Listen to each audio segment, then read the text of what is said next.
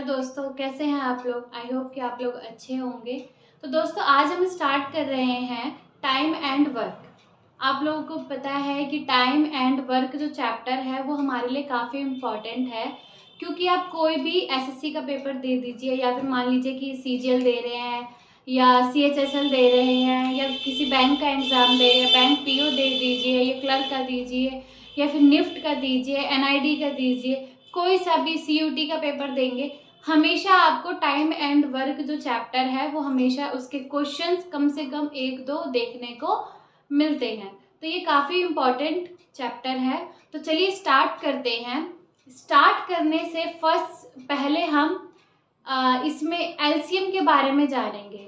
LCM के बारे में इसलिए क्योंकि आप भले ही 6th 7th 8th क्लास में एलसीएम निकालना सीखे होंगे, लेकिन टाइम एंड वर्क चैप्टर में एलसीएम काफ़ी इम्पॉर्टेंट होता है।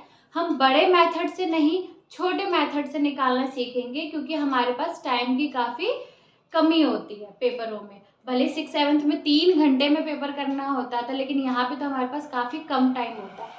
एग्जाम्पल के तौर पे मान लीजिए कि हमें 15 और 20 का एलसीएम निकालते हैं, तो हमारा फर्स्ट जो हम पहले मेथड पढ़ते थे वो था हमारा 15 20। तो पहले वाला मेथड था कि 2 को हम करते हैं 10 2 5 पे, फिर 3 से 5 5 और ये 5 से 2 2 जा 4 4 3 जा 12 12 5 जा 60।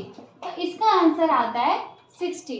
लेकिन इतने बड़े मेथड से हम एग्जाम में नहीं कर सकते, तो हमें इसी के लिए एक ट्रिक है, बहुत ही आसान ट्रिक है, आप बहुत प्यार से सीख जाएंगे। तो ट्रिक है कि 15 और 20, इसमें जो सबसे बड़ा नंबर है हमारा 20 का टेबल आप वहां तक पढ़ेंगे जब तक कि 15 और 20 उस नंबर को डिवाइड ना कर दे। जैसे कि 21 जा 20, 22 जा 40, 23 जा 60। तो जो 60 नंबर है वो 15 के टेबल से भी डिवाइड हो रहा है और 20 के टेबल से भी डिवाइड हो रहा है। इसीलिए इसका एलसीएम बहुत जल्दी निकालना आप इस तरीके से कर सकते हैं कि आप बड़े नंबर का टेबल वहां तक पढ़ेंगे जब तक ये दोनों नंबर उसको डिवाइड ना कर दे। तो इसको और अच्छे से सीखने के लिए जब हम क्वेश्चन में इसको फॉलो करेंगे तब आप और ज़्यादा अच्छे तरीके से सीख जाएंगे। तो चलिए स्टार्ट करते हैं क्वेश्चन से। तो दोस्तों पहला क्वेश्चन आपके सामने बोर्ड पे है, मेरे पास यहाँ लिखा हुआ है, तो मैं यहाँ से पढ़ के आपको क्वेश्चन करवाती हूँ। क्वेश्चन है A and B can complete a work in 30 days and 20 days respectively.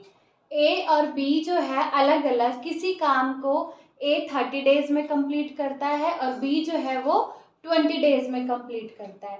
तो दोनों एक साथ उस काम को कितने दिन में पूरा करेंगे, हमें ये बताना है कि अगर ये दोनों साथ में मिल जाए तो काम कितने दिन में पूरा हो जाएगा। तो फर्स्ट हमें दिया हुआ है कि A जो है किसी काम को 30 डेज में कर रहा है और B जो है उसी काम को 20 डेज में कर रहा है। तो हमेशा कभी भी ऐसे क्वेश्चनों को सॉल्व करने के लिए फर्स्ट हमें इन दोनों का एलसीएम निकालना होगा। एलसीएम निकालेंगे तो 60 यूनिट आएगा। हमेशा काम जो है वो यूनिट में हम बताते हैं। 60 इसलिए क्योंकि 30 और 20 में 30 नंबर बड़ा है और 30 का टेबल जब हमने पढ़ा 31 जा 30, 32 जा 60, 60 जो है वो 20 से भी डिवाइड होगा और 30 से भी होगा। तो जब इन दोनों का फर्स्ट हमें पर डे का काम निकालना पड़ेगा, क्योंकि 30 दिन में ए जो है 60 यूनिट काम कर रहा है, लेकिन एक दिन में कितना कर रहा है। तो जब हम इसको डिवाइड करेंगे तो आएगा 2 यूनिट, और जब बी का निकालेंगे तो इसका आएगा 3 यूनिट। तो ए जो है वो 2 यूनिट काम कर रहा है एक दिन में और बी जो है वो 3 यूनिट कर रहा है। अगर ये दोनों साथ में वही काम डेली करते हैं, मतलब एक दिन में ये दोनों, ये 3 यूनिट ये 2 यूनिट, मतलब एक दिन में टोटल 5 यूनिट काम हो रहा है। तो जब ये दोनों साथ में मिलकर काम करेंगे तो ए प्लस बी दोनों ये मिलकर 5 यूनिट काम एक दिन में करेंगे। लेकिन जब सारा काम इन दोनों पे आएगा तो 60 यूनिट करना है दोनों को मिलके डिवाइड बाय 5, तो आंसर हमारा आएगा 12 डेज। मतलब ये दोनों जब साथ में काम करेंगे वही, तो ये 12 डेज का टाइम लेंगे। दूसरा क्वेश्चन आपके आपके बोर्ड पे है, आइए सॉल्व करते हैं। पहले पढ़ लेते हैं। ए, बी व सी एक काम को 12, 15 व 20 दिन में पूरा कर सकते हैं। किसी काम को ए 12 दिन में, ए जो है वो 12 डेज में करता है, बी जो है 15 दिन में कर रहा है और सी जो है वो 20 दिन में कर रहा है। तो जब हम इसका एलसीएम निकालते हैं तो इसका आंसर आएगा 60, क्योंकि सबसे बड़ा 20 है और 23 जा 60 जो है इन तीनों को बहुत ही आराम से डिवाइड कर देगा। क्वेश्चन है आगे कि अगर ये तीनों मिलकर साथ में 60 यूनिट काम करते हैं तो ये काम कितने दिन में कंप्लीट होगा। तो ए जो है एक दिन में काम कर रहा है 5 यूनिट, बी कर रहा है 4 यूनिट और सी कर रहा है 3 यूनिट। तो जब ये तीनों मिलेंगे ए प्लस बी प्लस सी, तो ये करेंगे 5 प्लस 4 प्लस 3 मीन्स 12 यूनिट काम ये एक दिन में कर देंगे। तो ठीक उसी तरीके से 60 यूनिट करने में ये लोग कितना टाइम लेंगे, तो डिवाइड बाय 12, 5 डेज। जब ये तीनों के तीनों साथ में मिल जाएंगे तो 5 दिन का टाइम लेंगे। तो आई होप कि आपको क्वेश्चन समझ आया होगा, 3 लोगों वाला भी। चलिए आगे बढ़ते हैं। तीसरा क्वेश्चन आपके बोर्ड पे है। क्वेश्चन है ए किसी काम को 2 घंटे में पूरा कर सकता है। ए कितना टाइम ले रहा है, 2 आवर, और बी इसी काम का 3 गुना काम 8 घंटों में कर रहा है। मतलब ए जो काम कर रहा है 2 घंटे में, बी उसी काम का 3 गुना, लेकिन हमें 3 गुने से मतलब नहीं है, इसलिए हम एक ही काम, अगर हम कभी क्वेश्चन सॉल्व कर रहे हैं और अगर 3-4 बंदों की बात हो रही है तो हमें उन सबको एक जैसा ही काम बताना पड़ेगा।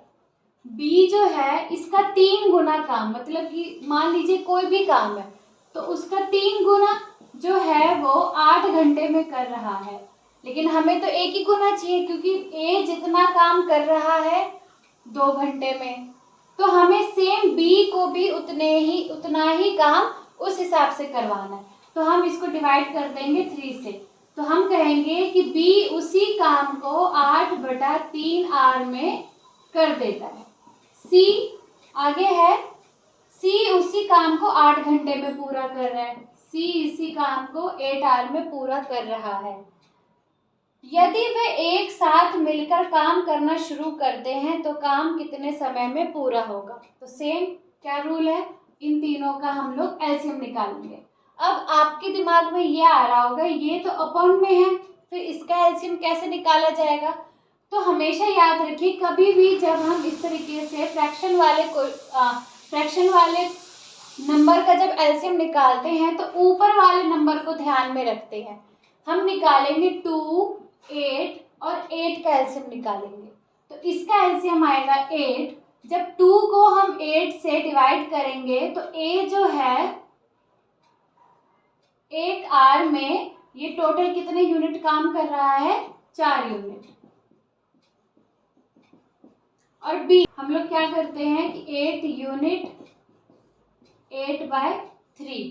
तो आपने छोटी क्लास में पढ़ा होगा कि जो 3 है वो ऊपर चला जाता है, ऊपर मीन्स 8 × 3/8, इससे ये कट गया।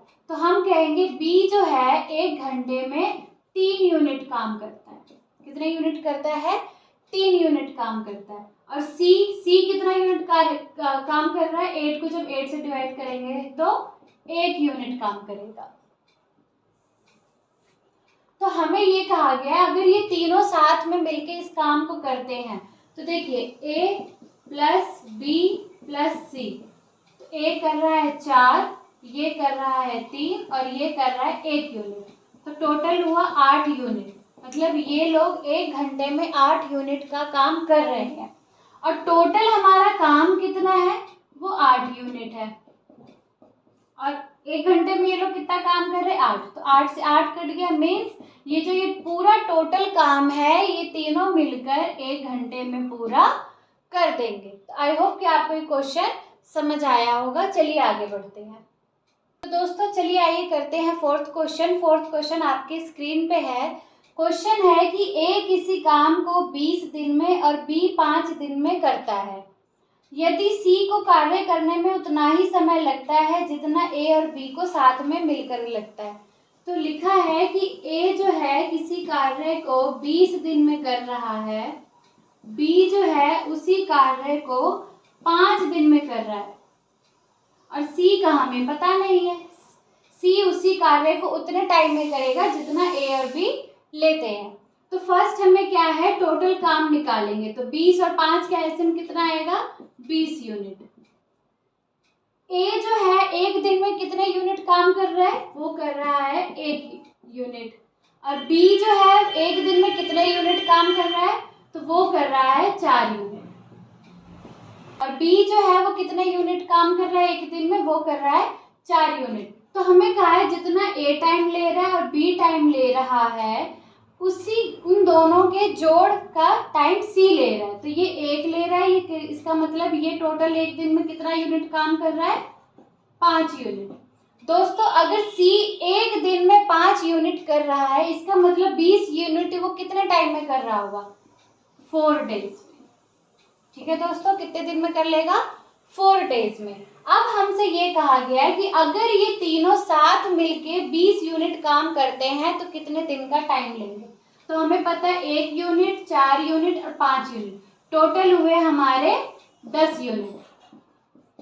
और काम कितना है, 20 यूनिट। तो जब हम 20 यूनिट और एक दिन में कितना काम होगा, 10, तो डिवाइड करेंगे तो इसका मतलब 2 दिन में ये पूरा काम जो है कंप्लीट हो जाएगा। तो दोस्तों आज के लिए इतना ही रखते हैं, बाकी के क्वेश्चन हम अगली क्लास में देखेंगे। ओके।